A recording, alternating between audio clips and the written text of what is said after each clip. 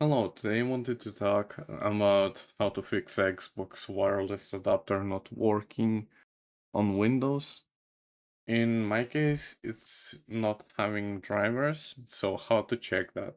Either type in device manager, or you can just right click the Windows icon and click on device manager. And you'll see there's only one error with one device, and it's the Xbox ACC. So, if we go into details and then into hardware IDs, we copy the bottom one, go into Google Chrome, and then go into the Xbox Update catalog. And we paste here then on the top right the hardware ID and click enter or search. You'll see a couple of them here appearing, but I already can tell you that only one of them works, which is this one. Let's download this one.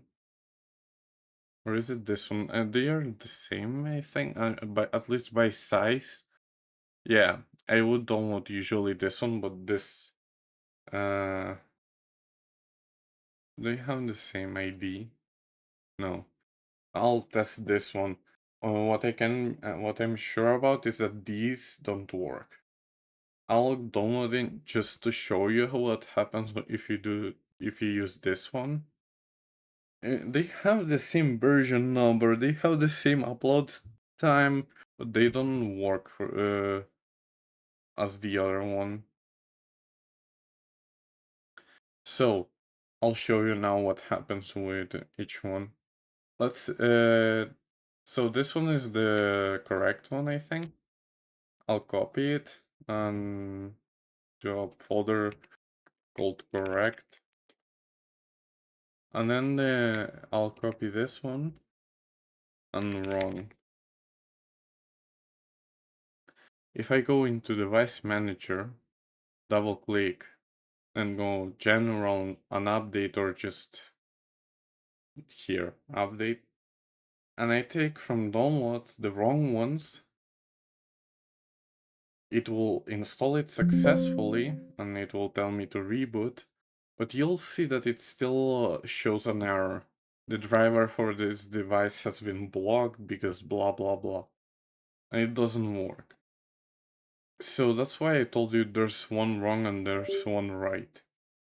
Or just download the right one from the beginning, the 217 kilobytes.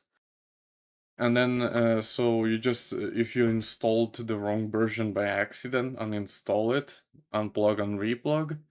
And then I'll just install the correct version. Okay, next. And this is how it has to look. See, there's no like error thing.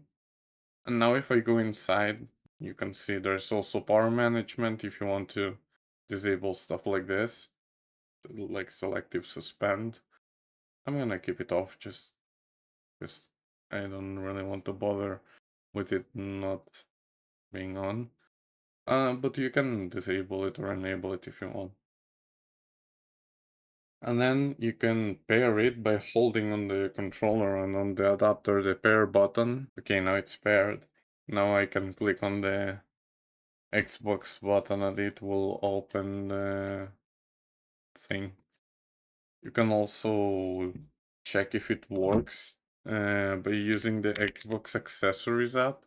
You need to download it from the Microsoft Store. If you click here, test mode, you can check if everything works. And then also update your controller if there's an update available. Anyways, so that's it. Also, there's other options that you can check.